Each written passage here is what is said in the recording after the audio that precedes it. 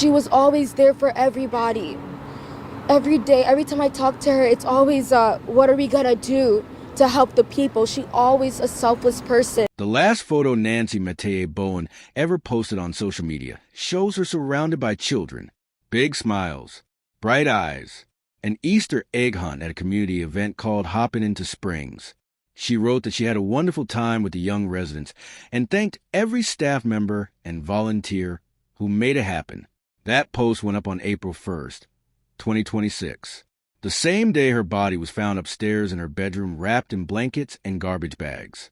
The same Instagram account that shared those joyful photos of her laughing with children would be used just hours later to announce that she was gone. If that contrast doesn't stop you cold, then I don't know what will. Because that is the image that has broken this entire community open. A woman that full of life, that dedicated to other people's children, that present in her community. And she was already dead when that post went up. Her husband had already shot her 3 times the night before, and he had already gone downstairs to sleep. Let that stay with you for a minute. Nancy Metayer Bowen was 38 years old, first Black and Haitian American woman ever elected to the Coral Springs City Commission, Johns Hopkins graduate, environmental scientist, White House intern under Obama, Florida Democratic Party vice chair. And as of the night she was led days away from announcing a run for Congress that everyone around her said she would have won. Her Instagram bio described her as a wife, a fur mama, a vice mayor, an environmentalist, and a rattler, the nickname for Florida A&M graduates. She put wife first. The man who let her describe himself online as God, husband, armed. Now, there's a neighbor who has come forward and told investigators they saw Nancy walking her dog alone around midnight, the same night Stephen allegedly picked up that SH-0 gun. Think about what that means. She was outside. She was alive. She came back inside that house. And at some point after that, according to investigators, her husband SH-0T her 3 times in their upstairs bedroom, fashioned a pillow into a makeshift silencer so the neighbors wouldn't hear, wrapped her body in a comforter and garbage bags, and went downstairs to sleep. The next morning, April 1st, Nancy's colleagues couldn't reach her. She missed her 8:30 charter school board meeting. She missed her 9 a.m. city commission meeting. When they texted Stephen asking if he could have her call them back, he said she wasn't picking up. Then a few minutes later he texted again. Where is she? Her car is not at home. He sent those texts from the same house, where her body was lying in the bedroom above him. But here is where this update gets even more layered, because investigators have now revealed something that changes the entire conversation about what was happening inside that marriage long before March 31st. In November 2025, just 4 months before Nancy was she and Stephen were sued by their homeowners association. The HOA claimed the couple had defaulted on fees and was seeking to foreclose on their home to collect the debt. According to court documents obtained by TMZ, the amount owed was just over $3,700. The suit was voluntarily dismissed in January 2026, 2 months before the SH-00 ting.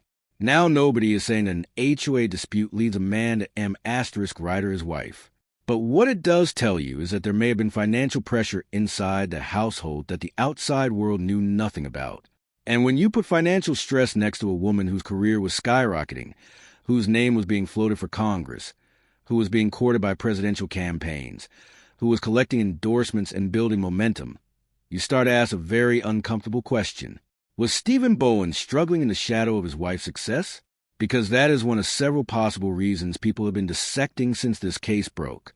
And since Stephen Bowen has invoked his right to remain silent and his attorney has said nothing publicly, all we have right now are the facts on the ground and what they suggest. So let's talk about them honestly. The first theory that keeps coming up is jealousy over her rising profile. Nancy was not just a local politician anymore. She had been tapped by 2 presidential campaigns. She was a vice chair of the Florida Democratic Party. She was about to announce a congressional run against a sitting congresswoman who was under federal indictment. Every person in her circle said the same thing. Nancy was going places, fast. And Stephen? He was a radiology technician at Delray Medical Center and the chief operating officer of a small faith-based nonprofit. Now, there's absolutely nothing wrong with either of those things. But when one person in marriage is ascending at that speed and the other is standing still, that gap can create a kind of pressure that quietly destroys things from the inside. People who study intimate partner Vial 3 NCE will tell you that one of the most consistent triggers in relationships where the woman is a higher achiever is a man who feels like he is losing control of the narrative of his own life. Was that Stephen Bowen? We don't know for certain, but the evidence is pointing somewhere in that direction. The second theory is financial. That HOA lawsuit tells us the couple was behind on bills. $3,700 may not sound like a lot, but when you're being threatened with foreclosure on your home, the home where you live, the home tied to your identity, that is a source of serious stress. And stress inside a marriage that is already strained can push things to a breaking point faster than most people realize. Did money play a role in whatever conversation happened that Tuesday night? Was there a fight about finances, about the congressional campaign, about what her political future was going to cost them as a couple? Nobody has answered that yet. The third theory, and this one is the most chilling, is that Stephen saw the congressional announcement coming and knew that once Nancy stepped onto that stage, there was no going back. A woman running for Congress is a woman whose life becomes completely public, whose schedule, whose finances, whose marriage becomes subject to scrutiny. If there was something Stephen did not want exposed, anything at all, a congressional campaign would have been the worst possible moment for it to surface. Now, this is speculation, but it is the kind of speculation that investigators absolutely explore in a case like this. And it is the kind of question that may only get answered when this case finally goes to trial. The fourth and perhaps most painful theory is the simplest one, a marriage that had been quietly falling apart for a long time. No paper trail of domestic Vial 3 NCE calls. No restraining orders. No public signs of trouble. But a man who told his mother he was having a panic attack and needed to talk to his wife. A man who, by his own admission, had been enduring something he described only as it, and reached a point where he decided the answer was not divorce, not separation, not walking out the front door.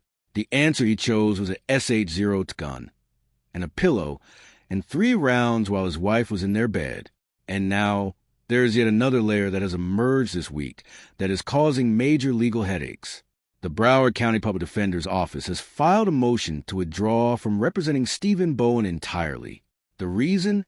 Multiple attorneys in that office had personal and professional relationships with Nancy Metayer Bowen. They say representing her alleged K, lure would be ethically impossible. Here is the problem. Stephen Bowen has been declared indigent. He cannot afford a private attorney. So right now the court has to find someone willing to defend a man accused of adhering a woman that the entire legal community of Broward County apparently knew and loved. That is going to take time. And that delay means justice for Nancy is already being pushed further down the road. But let's talk about something that has people even more fired up than the legal battle. The Miami Herald published a story this week with the headline, Coral Springs police called the vice mayor's home 5 times before her murder. And the internet exploded. People read the headline and immediately assumed it meant there were 5 prior domestic Vial 3 NCE calls to that address. Comments flooded in. People said they knew it. They said the signs were always there. They said the system failed her. But here is the truth. When you actually read the article, not one of those calls was documented as a domestic Vial 3 NCE incident. The calls included a disturbance report in November 2023, a grand theft report in August 2024, a conduct investigation in April 2025, and 2 animal bite calls. The couple had 2 dogs. That's it. Coral Springs City Commissioner Joshua Simmons went public calling the headline extremely misleading. He said it was shameful. Other community members called it clickbait designed to use Nancy's death for traffic. And they were right. Because the difference between a disturbance call and a domestic Vial 3 NCE call is not a small thing. One is a neighbor complaint. The other is documented evidence of abuse. And conflating the two does nothing but damage the reputation of a woman who can no longer defend herself. This is exactly why how we tell these stories matters. Nancy Metayer Bowen was not a woman with a documented history of being abused. She was a woman who, as far as the public record shows, was living what appeared to be a normal life right up until the night her husband decided to end it. And that is actually the scariest part of this entire case. because it means there was no system that could have caught this, no red flag that authorities could have acted on, no restraining order that could have been enforced. Whatever was happening inside, that house stayed inside that house until it didn't. Now here is something that has not gotten nearly enough attention. Nancy and Stephen had known each other for years before they married, reportedly going back to their school days. This was not a short relationship. This was not someone she had just met. This was a man she had built a history with, celebrated milestones with, shared a home with, introduced to the world as her partner. She put the word wife first in her Instagram bio. She posted about their anniversaries with genuine warmth, and he posted back. 3 years of building, dreaming, and loving each other through everything. He wrote just 5 months before he SH0T'd her. So what changed? Or more accurately, what was always there that nobody could see? One of Nancy's closest collaborators, Gypsy Metellus, said something after her death that has stayed with a lot of people. She said, "He really robbed us." She said Nancy was working hard, doing good work. And then she said something that cut right to the heart of this case. She said, "We never imagined she was living in this personal hell." Personal hell. Those are not throwaway words. That is someone who knew Nancy well enough to believe that behind the smiling Instagram posts and the community events and the political momentum, something deeply painful was happening in her private life that she carried alone. And that is the version of the story that may never fully come to light. Because the only two people who know what that Tuesday night conversation was really about are Nancy, who is gone, and Stephen, who is sitting in a cell saying nothing. What we do know is this. A celebration of life has been scheduled for April 17th at Coral Springs City Hall, open to the public, so that the community that loved her can come together one more time to honor everything she was and everything she was still reaching for. Nancy Metayer Bowen was 38 years old. She posted pictures of herself with other people's children the same day her body was found. She had a dog named Bella, who was taken in by family after her death. She was days away from Congress. And the man she called her husband is sitting in Broward County Jail with no lawyer, no bond, and no explanation that means anything to anyone. To her family, her community, and everyone who is still calling her phone just hoping to hear her voice one more time, she is not forgotten. She will not be forgotten. Rest in power, Vice Mayor Nancy Metayer Bowen. Drop a comment below and tell us, which theory do you think is closest to truth? Was this jealousy, financial pressure, fear of exposure, or something deeper that we may never fully understand? Subscribe and hit that notification bell, because we are going to keep following this case every step of the way until justice is served.